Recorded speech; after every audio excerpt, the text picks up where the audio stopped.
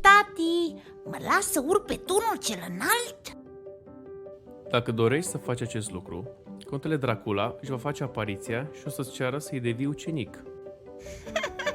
Nu mai speria băiatul cu povești de groază.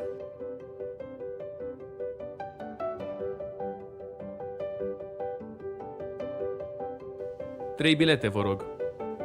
Tati, poți să mă duc să vizitez singur? Este în regulă, dar să nu te duci prea departe.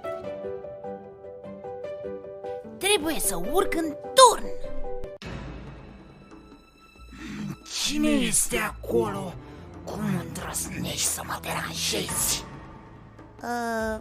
Bună ziua! Doresc să urc în turn și să devin noul erou castelului. Mă puteți ajuta? Dispari! Sau altfel mă voi ridica și îți voi bea sângele.